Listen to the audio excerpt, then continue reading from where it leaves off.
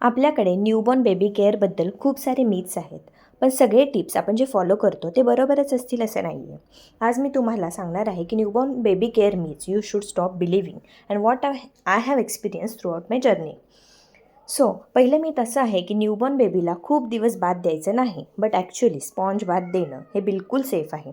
Gentle बाथिंगमुळे baby clean आणि comfortable राहतो. मीही माझ्या बेबीला डे 1पासून बाथ देत आहे आणि मी कधीही त्याचं बाथ स्किप केलेलं नाही अनलेस ही हॅज फीवर.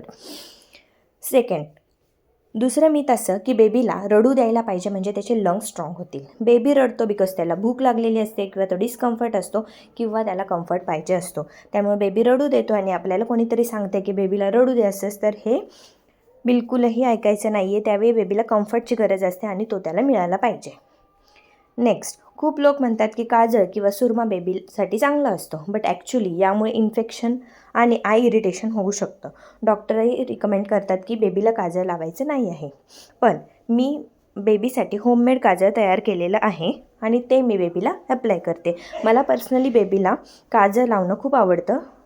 त्यामुळे त्याचे डोळे टपोरे दिसतात, पाणीदार दिसतात.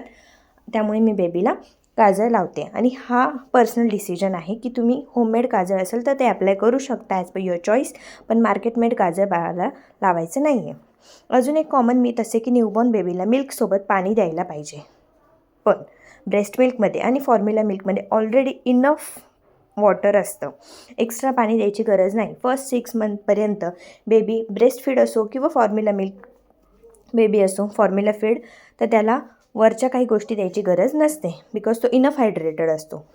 नंतर बेबीला नेहमी टाईट रॅप करणं किंवा स्वॉडल करणं हे गरजेचं नाही. ओव्हर रॅपिंगमुळे बेबी हा अनकम्फर्टेबल होतो किंवा ओव्हर इटिंग पण होऊ शकते. मीही बेबीला 1 to 3 मंथपर्यंत प्रॉपर स्वॉडलिंग करत होते. तो ते एन्जॉयही करत होता, प्रॉपर स्लीप घेत होता.